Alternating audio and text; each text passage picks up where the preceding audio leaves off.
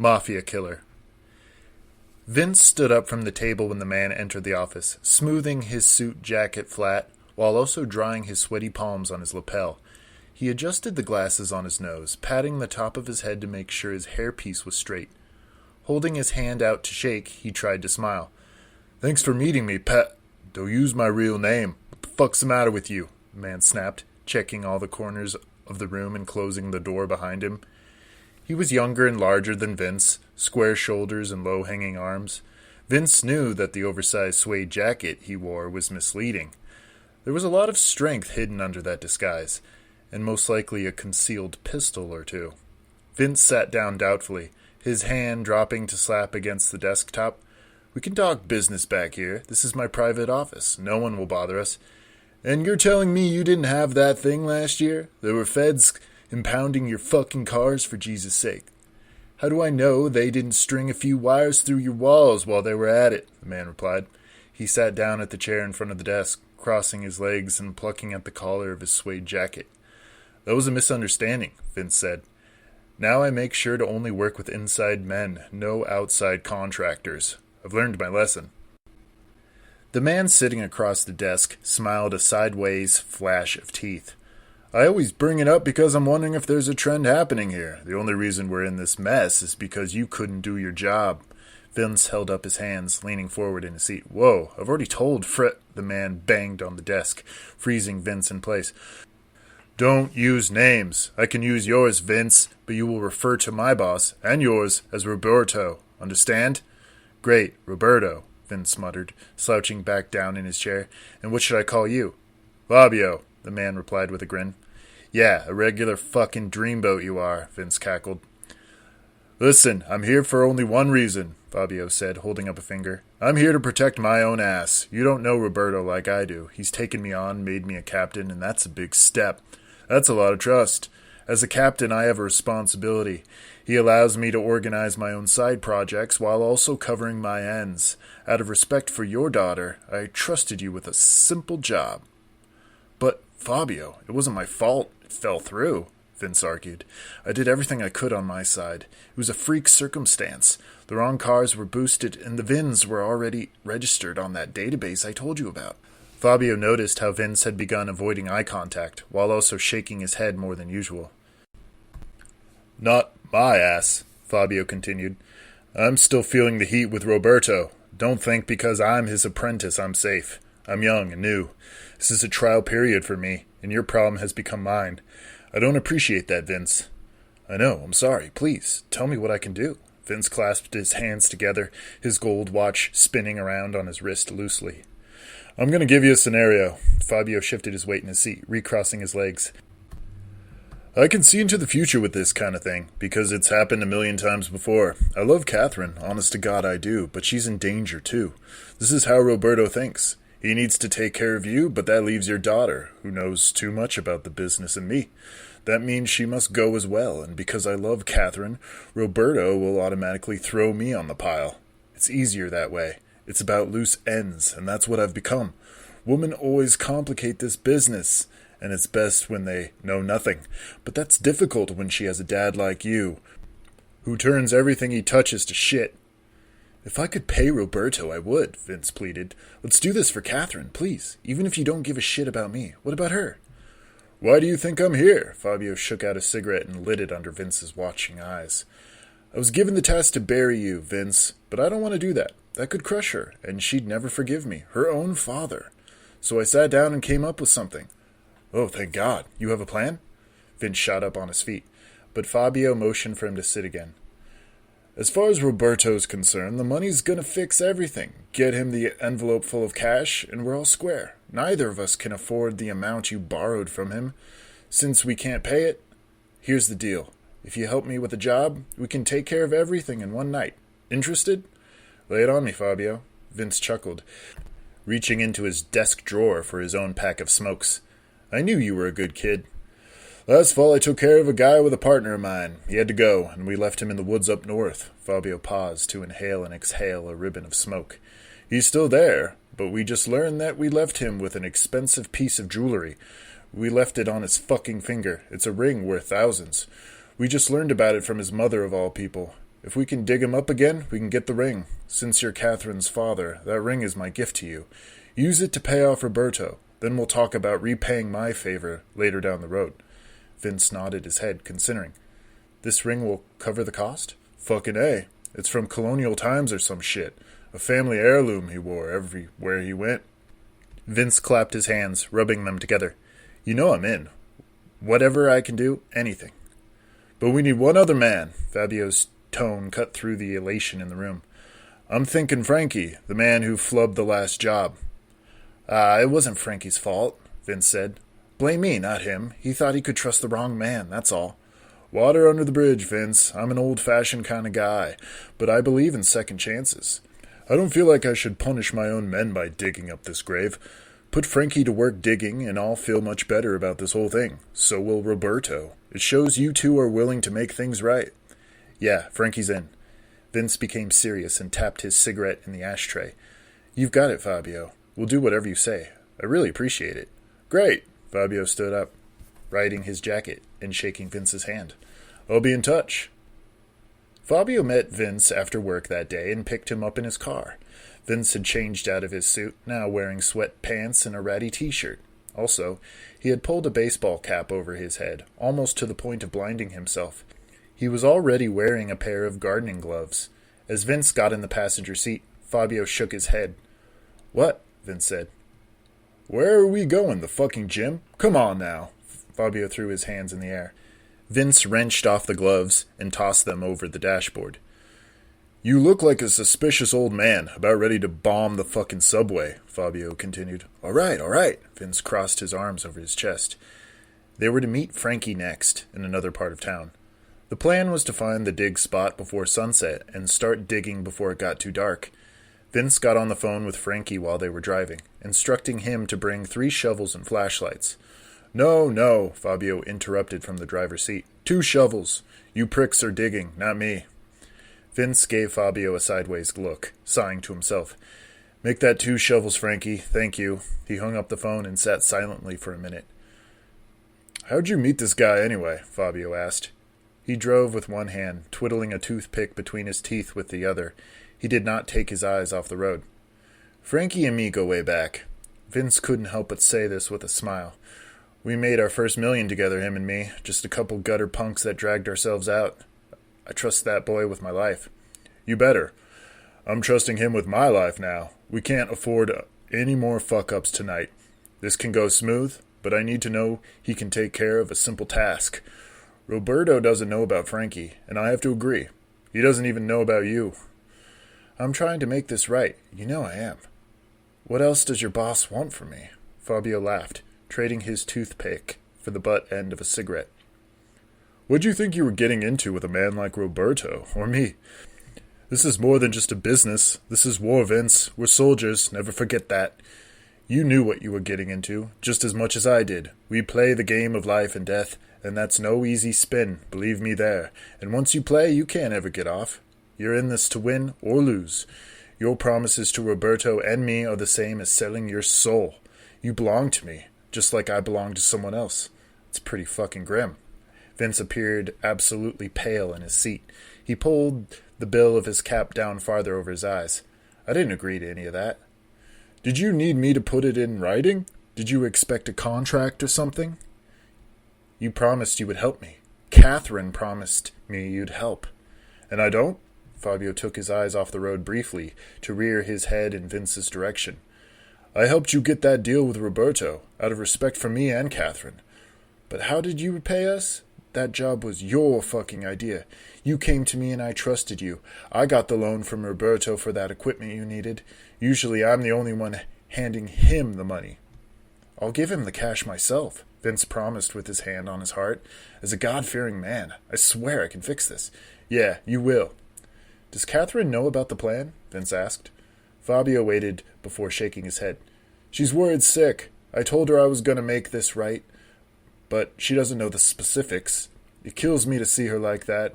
You know she went to the doctor the other week. Fucking stress on the brain.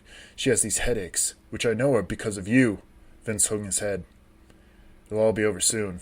I only hope things can go back to normal," Fabio scoffed. "Nothing can ever stay the same, Vince. I hope you'd understand that by now. Catherine knows that. She's been talking about it for years. You aren't finished fucking up, Vince.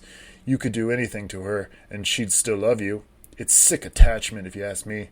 Second chances are one thing, but with your winning streak, I mean, come on. She was only a girl when that gambling debt almost broke both your arms. Yeah, she tells me everything. She's still just a girl.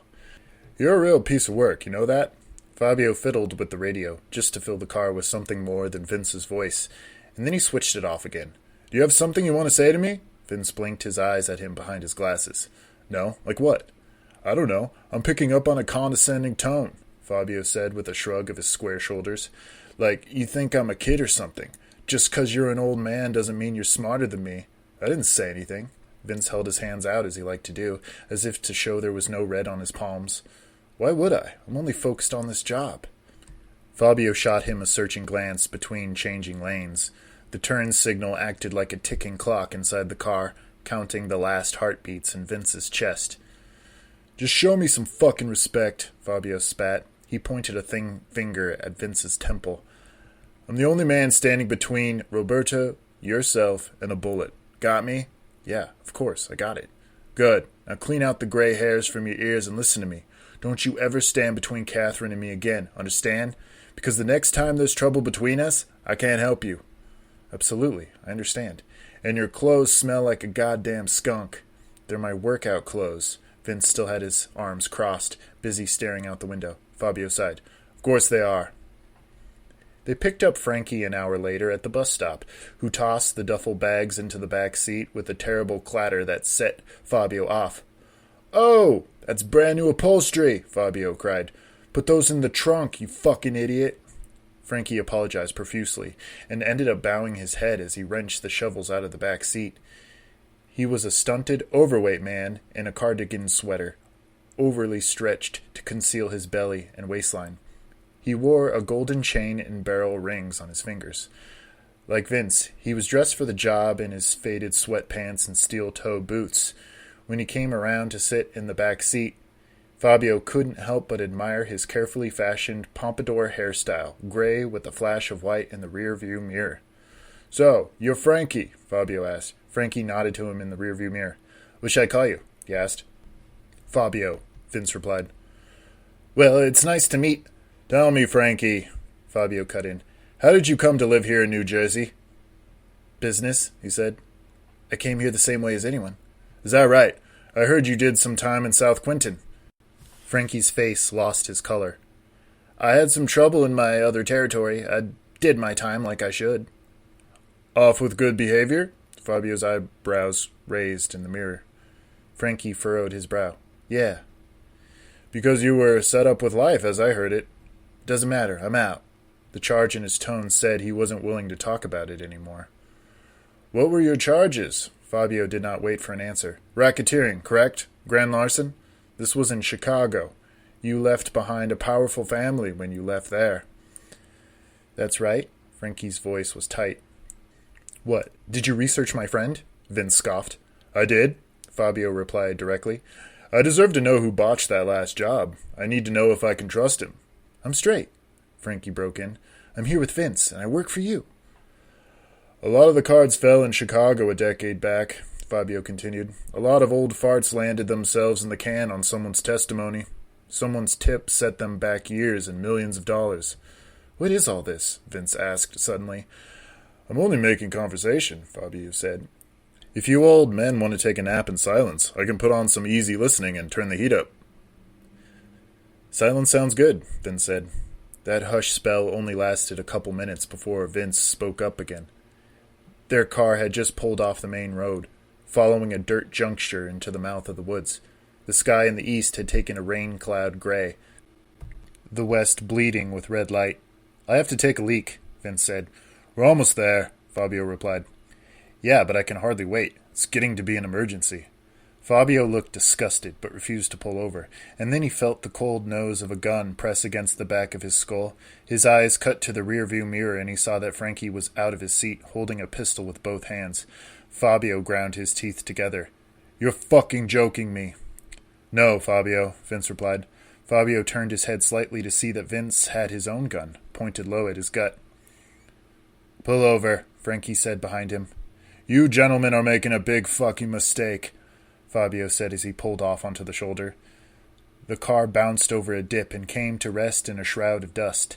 Fabio gripped the steering wheel tight, wringing it like a washcloth, or like Vince's neck. "Get out," Vince barked. Frankie stepped out of the back seat, walking around to open Fabio's door from the outside. Frankie waved the gun in his face, motioning for him to step out. With a groan, Fabio did stand up, his hands outstretched. "Are you gonna tell me what the fuck you're doing?" Fabio said to Vince as he circled around the hood. "I want to hear you tell the truth," Vince said. He stabbed the air in front of Fabio's chest with his gun. "Do you think we're fucking stupid? You have us out here searching for buried treasure, when I know you're going to make us dig our own graves. Tell me why I shouldn't kill you right now." "We should absolutely smoke this piece of shit," Frankie almost cheered. He kicked the gravel in front of the car, spraying dirt across Fabio's pant legs. "You heard him, straight out accusing me of ratting? I am not a fucking rat." "No, you're much too fat to be a rat," Fabio said. Vince had to throw himself between them when Frankie raised the gun to strike him. "What would Catherine do if I wound up dead?" Fabio asked Vince. "Especially if she knew you pulled the trigger. That's my daughter, and if I have to protect myself and her from people like you, well," Vince spat into the dirt, patting his ball cap thoughtfully. "I'll do what I have to do. You were always a prick anyway." Fabio burst out laughing. "How bad will it look for me, Vince, if you wound up dead? Catherine would probably kill me herself." "I'm not going to kill you, you stupid fuck," he continued to laugh, and Frankie's hand started to shake with his gun. "Then tell me what we're doing out here in the middle of nowhere, because we aren't looking for a body," Vince said. "We're gonna dig, I promise you that," Fabio replied calmly. Frankie stepped forward. "Dig for what?" "Why don't you take a hike into those woods and let me talk to Vince alone?" Fabio looked past the barrel of the gun, straight into Frankie's eyes. "I'm not telling you shit, fat stuff." "Fuck you," Frankie roared.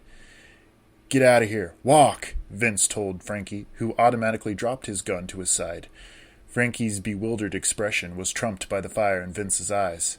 Frankie exchanged a lasting glance with Fabio before turning his back and walking across the road, into the brush. When he was a safe distance away, Vince nodded at Fabio, inciting him to speak. Instead, Fabio took his time in selecting a cigarette from his pocket. Vince shook the gun in his face without much conviction. "Talk already!" "I have my eyes on Big Boy," Fabio told him at a whisper. "I thought I'd do it myself and explain everything to you later, but now that you've pointed a gun in my face, in the face of your future son-in-law, I think I'll make you do it." "Do what?"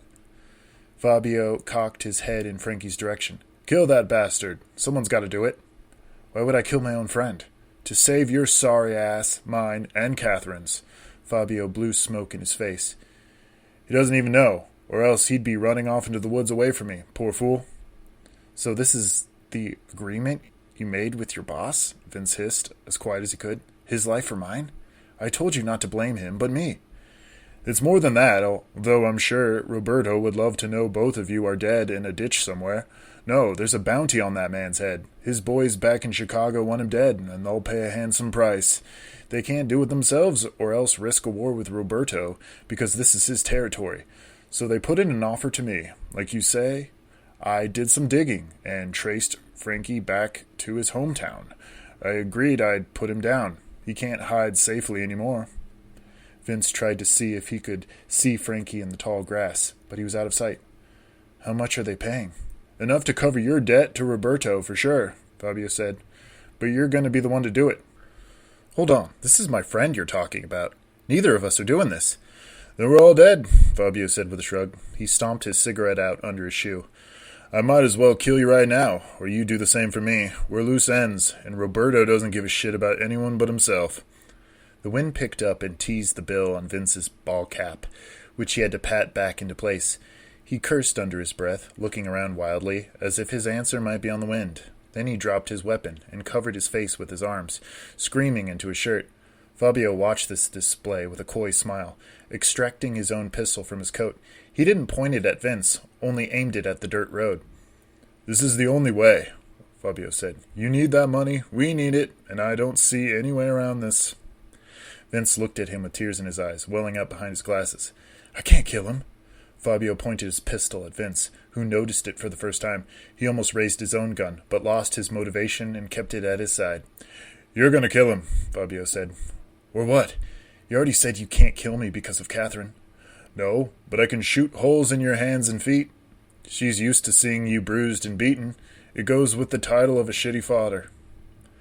Vince hung his head, tucking his pistol into the band of his pants. "Well, do I even have a choice? Am I supposed to go along with this ridiculous charade?"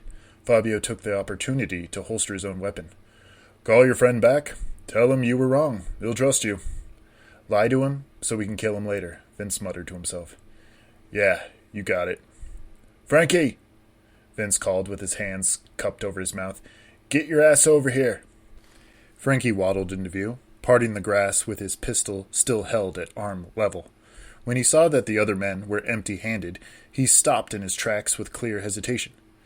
"He explained it to me, and we're all square," Vince said, waving him closer. "It was just a misunderstanding. I actually know the ring he's talking about now. I just needed to be reminded." Frankie looked back and forth between the two of them. "There's actually a guy buried out here?" "Yeah, clean out your fucking ears," Vince snapped. "Now let's get back in the car and get this shit over with. We've almost lost the sun." They gathered the shovels, Frankie shouldering them up a steep trail into the screen of trees. The sun had left them with only a bluish haze to the sky, allowing for the forest to grow darker and silent on all sides. Fabio led the way with Vince in the middle, both shining their flashlights at their feet. Frankie heaved and puffed from behind them, the shovels clanking awkwardly in his arms as he dragged his weight up the hill. "It's just up ahead," Fabio said, pointing his beam toward the next bend in the trail. Vince scoffed. "Yeah, how can you tell?" Fabio ignored him and led them off the main trail and into the darkness of the forest. Once he thought he was a good distance from the path, he flashed his light at the base of a tree and told them it was the site. "You're sure?" Vince asked, out of breath. "Of course I'm sure," Fabio said. "I remember this tree." He measured himself in front of the great oak, patting the bark with an open hand. "I remember this knot here. It kind of looks like a bullet wound." Frankie dropped the bags at his feet and caught himself against the nearest tree, hunched over and coughing strings of spit into the dirt. Fabio patted Frankie on the shoulder. "Well, get digging, boys. I'll handle the lights so you can see what you're doing." Vince picked up his shovel and held it like a walking cane.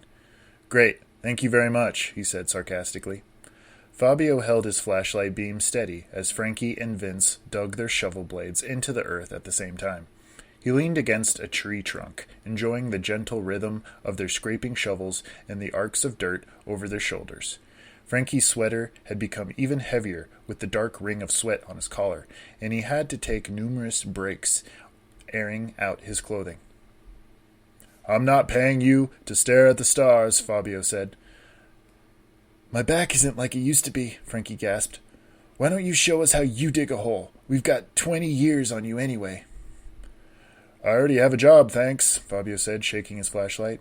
He blew a ring of smoke over the crescent moon in the sky. "I'm not one for special treatment. These jobs were not chosen in haste." Frankie cursed under his breath and stabbed his shovel blindly into the dirt. Within half an hour, they had a 3-foot hole dug, and Fabio asked for them to widen it. Once they did that, he told them to keep going deeper. "We tried to bury him 6 feet under." Fabio grinned through a breath of smoke. "We didn't want him to slide down the hill with the next rainstorm." "There's no one out here!" Frankie screamed, his voice echoing back to them from a far distance. It was getting cold, and the wind was picking up, causing their breaths to stand out in the air. "Just dig a little deeper," Fabio said casually. "Look at this hole, and tell me if there's a body in it." Frankie pointed a finger into the hole, throwing his shovel down on the ground. Vince leaned against his own shovel, eyelids heavy enough to knock him out right there on his feet. Fabio peered into the hole, tracing the beam of his flashlight along the walls of dirt. He made a ticking noise with his mouth, shaking his head slowly for added effect. "Why don't you sit down in there and tell me if it's deep enough?" Fabio said. "I'm not digging another inch," Frankie snapped. "You don't even know what you're doing. There's no way you can tell me this is the right spot. A knot in the trunk? Fuck off." Fabio snarled and dropped his flashlight, grabbing Frankie by the collar of his shirt and shaking him back and forth. Frankie tried to push him off, which only caused Fabio to clamp tighter around him. His hot breath washed over Frankie's face. "Get the fuck off him!" Vince screamed, pulling on the back of Fabio's coat. Yet Fabio remained rooted to the earth. He continued to throttle Frankie, cursing in his face. He pushed the man against the tree and slapped him hard across the face with a loud crack. Vince thought fast and slung his shoulder over his shoulder. With a loud grunt, he smashed the shovel blade against the back of Fabio's skull. He crumpled to the earth like a doll, falling half in and out of the shallow hole. Frankie and Vince looked at each other in the dark, both stunned. "Run," Vince murmured. "What?" Frankie practically yelled. He stepped over Fabio's body, the pistol back in his hands. "I said run back to the car. I'll meet you down there. Go!" Frankie turned on his heels and disappeared into the dark with his gun, but without his flashlight. Vince could hear his loud breathing as it tapered off down the hill. What replaced the sound was the escalating ring of the crickets, buzzing in Vince's ears. Vince stood over Fabio, his hands in his hair. He was breathing just as hard as Frankie, whining in his throat like an animal. He extracted his gun from the band of his pants and aimed it at Fabio's head. Even with all the deep breaths he took, or the many times he cocked the gun, he couldn't bring himself to pull the trigger. "You motherfucker!" Vince cried. "Why'd you make me do this? Why'd you—" He heard Fabio groan and his legs stirred. Vince panicked and kicked Fabio's legs into the hole with the rest of his body, where he came to rest in a fetal ball. The hole wasn't deep enough for his entire body to fit. A foot protruded here and a hand there, Fabio's crown barely low enough to clear the earth. He stooped down over Fabio, his hands patting at the pockets of his massive suede coat, but it was too dark to see. Cursing, he set his gun down to gather the flashlight from the ground and pointed at Fabio's person. He found a pistol in one of the inside pockets, and he made sure to throw it as far as he could into the dark. He heard it clunk with a far-off tree. Then he went through his jeans pockets, his fingers scrambling for purchase, his vision clouding with the increased beat of his heart. When his sweaty hand clamped around the car keys in Fabio's pocket, he fumbled to pull them out. At that moment, Fabio reared out of his hole and grabbed Vince by the head, falling back with a handful of his hat and hairpiece. Vince screamed and dove for his weapon. Fabio caught him around the legs, and a backward kick clocked him across the face. He fell back again, spitting out blood. They both wrestled in the dirt, clawing and kicking in the dark. The gun went off with a hot blast of heat against their faces and sent a blinding flash across the night. Every tree stood out like a dark figure in the strobe light flash before bleeding back into the darkness. Fabio managed to get on top of Vince, pinning his limbs to the ground with his dead weight. "I'm trying to help you, you stupid fuck!" He struck Vince across the face once with a closed fist, breaking his glasses in two separate pieces. Vince stopped screaming, reduced to whining like an animal. "You want to kill yourself? You want to kill us all?" He struck him a second time, and the old man ceased to make a noise. He ceased to move. Fabio was sure he was still alive by his ragged breathing, and he felt it safe to roll off him. He looked at Vince in the dark, with his clean bald head and broken glasses. He stood up with unsteady footing, holding his head. In a latent surge of anger, Fabio kicked the unconscious man in the ribs with a dry thud. "That's for putting a gun in my face, you piece of shit," Fabio said. He kicked Vince again in the same spot. "And that's for the shovel. God damn." He looked up and around for the first time and realized Frankie was missing. Groaning, he grabbed Vince's gun and flashlight, hurrying toward the path. Frankie hobbled out of the trees, his breath already tapering into nothing. He glanced to his left and then to his right, and the only detail he could discern in the dark was the light reflecting off his silver-plated pistol. He turned his back on Vince and joined the gravel path, to begin his slow progress down the hill. He could faintly see the car at the bottom of the hill, the moonlight reflecting off the hood like the back on a silver beetle. The adjoining street was dark and desolate, a dark gouge in the face of the earth. All these articles were only toys from his place at the top of the hill, which might as well have been a mountain for Frankie, given the tremendous amount of pain he was in. Both of his legs cried out with each tentative step, his shoulders and back twitching under the strain of slinging dirt for over an hour. Near the bottom of the hill, he tottered forward and lost his footing. He struck the gravel path, hands outstretched. His wrists buckled under his weight, and he slid the rest of the way down on his stomach, the gun digging into his gut and shredding the skin on his arm. His sweater tore open, gravel and dirt collecting into fresh gashes on his chest. and the left side of his face reduced itself to a bloody mess. When he skidded to a stop at the underside of the rise, he was lost in a cloud of dust. He rolled off his wounded arms and stomach, sobbing loudly. Then he dared to look at his broken wrist, and his stomach turned when he saw that his hand was barely hanging on by a string of flesh. Worse yet, he'd lost his gun in the fall. It could have been only an arm's length away, but it might as well have disappeared in the darkness. At the top of the hill, he heard a gunshot, and Vince screamed. Frankie could be sure that it was his friend. He waited there at the bottom of the hill with bated breath, listening. He heard more screaming, muffled this time, and then everything went still. In the darkness of the forest, a dull glow suddenly appeared in the distance, first as only a small orb, and then as a bright halo. Frankie could see the light bobbing near the top of the hill, closing the distance. Then the glow extinguished into nothing, and Frankie turned around to keep going. There was something coming, and now it was quickening its pace. That's when he bit his lip and rolled over on his stomach. He began to crawl. At the top of the hill, Fabio stripped off his jacket and let it collect on the ground in a ball. Once he was free of the trees, he planted his feet in gravel, the path rolling out below him. He directed his flashlight toward the bottom of the hill, where he could see a dark mass moving in the dirt.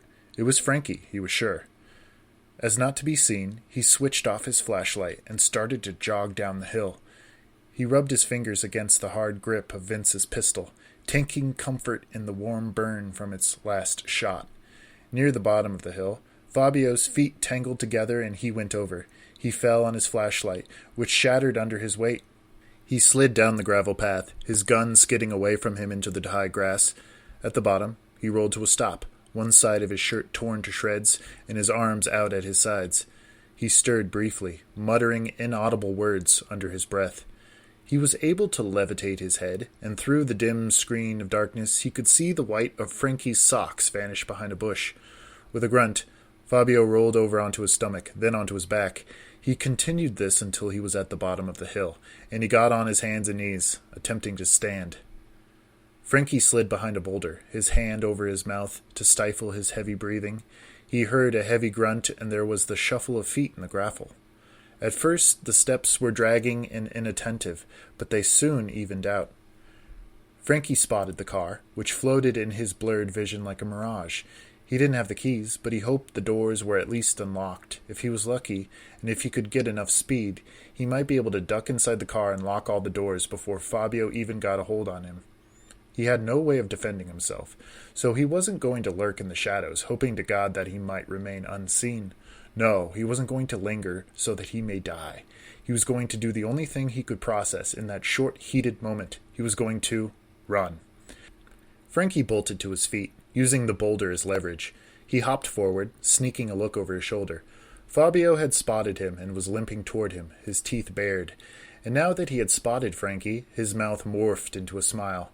Fabio whooped like a dog, pointing a blood-stained finger at Frankie's back, as if aiming a fake gun. The car was maybe 10 yards away, and Frankie's hands went reaching for it, fingers extending to their maximum length. He began to weep, screaming for help through a mouthful of his spit and tears. He stepped wrong on one of his ankles, causing him to stumble and almost fall. Fabio's breathing was dramatically closer. The vibration from his footfalls thundered against the ground. Frankie was only a few steps away from the car when Fabio threw him into it. His head bounced off the trunk, leaving an ugly dent and knocking him out. Fabio sang a tremendous battle cry as he picked the man up by the scruff of his neck and threw him down into the cold steel, which crumpled like tin. Fabio let the man hit the ground as he gathered himself, leaning against the trunk. He bent down to check Fabio's pulse, and he was still breathing. It was a shame that he would have to be buried alive. He dared to peer back up the hill, which reared out of the darkness like a terrible wall. Sighing, he nursed the wounds on his arms and chest. There was no way he was going to drag the overweight man back up the hill so he could be buried. He didn't even want to expend the energy to dig another grave. Fabio thought he might be able to attach Frankie to the car and tow him back up the hill, but his car keys weren't in his pocket. He cursed Vince, certain the old man had taken them. In a heap, he sat down on Frankie's back, face in his hands. His cell phone rang, and he put it to his ear without seeing who it was. "Hey, babe, it's me," Catherine said from the other end of the phone. "Cat, just the person I need to hear from," Fabio said. "How you doing, girl?" "I'm wonderful. Wondering when you're coming home, she said. I got caught up in something, I'm sorry. Might be after midnight. Please tell me you're with my dad, she said suddenly. What? I don't... He isn't answering his phone, and I'm worried sick. You don't think anyone's made a move against him? I thought you said you were going to fix it. I'm fixing it as we speak, baby, Fabio said. Don't worry. So you are with him? She asked. Yes, he's here with me. Thank God. And you're keeping him safe? Safe and sound, he replied mechanically. Well, you can tell him that I talked to his friend Frankie today, Catherine continued. He just left the house, actually, looking for him. He seemed like he had something important to say. Wait, you just left the house? Yeah, he said something about an agreement he had with my dad. It didn't make any sense to me. Fabio stood up and stared at the unconscious man at his feet. Catherine said something else to him, but he couldn't process her words. Somehow he told her goodbye and dropped the phone to the ground. He stooped over and extracted the wallet from Frankie's back pocket. When he inspected the driver's license, the name was different. Marty Gresco, it read. Fabio roared and threw the wallet as hard as he could into the sky. He rushed up the hill with a surge of energy he didn't even think he had, and would have blown right past the dig spot if it wasn't for the faint rustling he heard in the brush, as Vince, no doubt, tried to stand up. Fabio found Vince on his hands and knees, spitting blood into the leaves between his fingers. You stupid son of a bitch, Fabio said. You brought some other guy, posing to be Frankie? What the hell for? Vince reared his head in Fabio's direction. When you asked for Frankie to be here, I knew you wanted to kill him, as well as me. Thought it was because he fucked up the last job. I didn't know anything about the bounty, I swear. I didn't want to put Frankie in danger. So Marty volunteered to help me kill you and pose as Frankie since you never met him. Fuck! Fabio screamed, kicking dirt in the air. Now we have nothing. To prove that I killed the real Frankie, I have to physically bring them the rings off his fingers. They said that was the only way to know he's dead. Please tell me Frankie let that fat fuck wear his jewelry for tonight. Vince shook his bald head. You have to bring me to Frankie tonight. Do you understand? We have to do this tonight. Roberto will have my ass if I haven't taken care of this last job. This is what proves my worth. My last chance. Do you see? I don't care, Vince moaned, rolling over on his back. Just fucking shoot me. Just end it. I would love to, Vince. Nothing would please me more than to empty a clip in your head, but all three of our guns are gone. And what makes it worse is that I don't know where they are. They're sitting as evidence somewhere out there, ready to nail our asses to the wall when we least expect it. Better yet, there's 250 pounds of dying man down there, and it's not even the right dying man. What the fuck? You did this to yourself, Vince said. What'd you just say? Fabio challenged. Vince was unmoved. He continued to stare up at the stars through broken lenses, breathing shallow. You couldn't save your own skin if you tried. This genius plan of yours was doomed to fail from the beginning. We should have just robbed a bank or something. Or I should have just killed you to begin with, Fabio scoffed. After a moment's pause, his eyes grew wide, reflecting like mirrors in the dark. Vince cackled, and then coughed wetly into his hands. Blood came away with his fingers. Yeah, I guess that's true. If you're dead, my safety is guaranteed. Even Catherine's. But Catherine would hate you, Vince wheezed. Just like I hate you. Always have, fucking asshole. You crook. You corrupted my daughter, made her fear for her life round every corner. She's a shell, and is so dependent on you, it'll only get her killed someday. Our lives are ruined because of you. My life has gone to shit because of you. Because of me? Because of me? Fabio screamed and threw himself on top of Vince with all his weight, pummeling him again and again across the face. Even after he'd gone still, and even after his blood had drenched Fabio's face and chest in a warm torrent, he continued to pound his knuckles into the pulpy mess, bone grinding with bone. He rolled away in a dripping cascade, gasping for breath, and his fingers digging like claws into the grass. Then he happened upon his car keys, and he held them up for his nose as if to sniff them. After a moment on the ground, Fabio stood up and inspected the dead man lying twisted in the dirt. He felt neither pity nor relief. All he could do was stare objectively down at what he did and know that his life was over. Yet it didn't seem to matter in that moment, because there he was, living and breathing in the dark of a natural forest. He was safe, and he had his wits. Even more important, he had a lot of work to do. He wouldn't bother thinking about his uncertain future with Roberto or Catherine. His immediate surroundings called him to attention.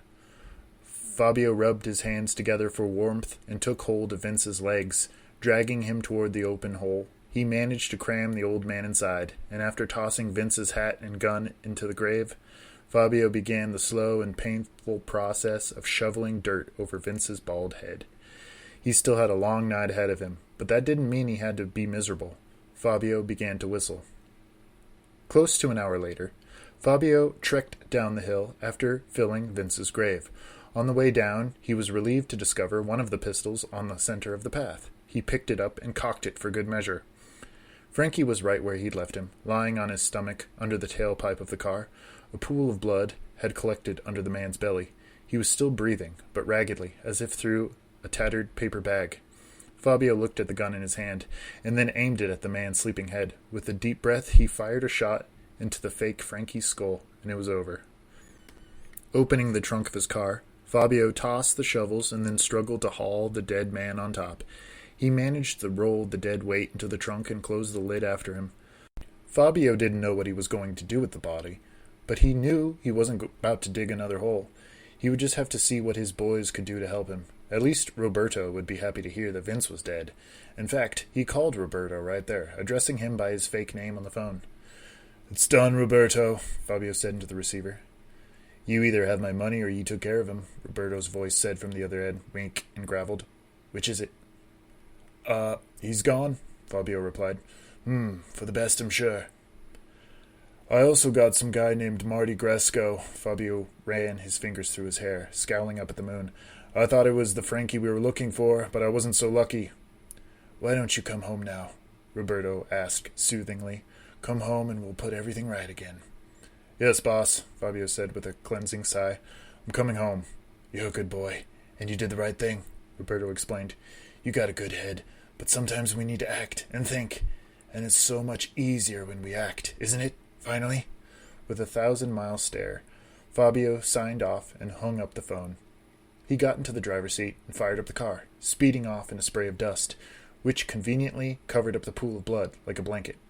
Through all the pain and sickness that had broken Fabio down, he wasn't surprised that laughter was now filling his chest, or that he was smiling. That smile was faint and tired, but it was in happiness all the same. Though his eyes were vacant,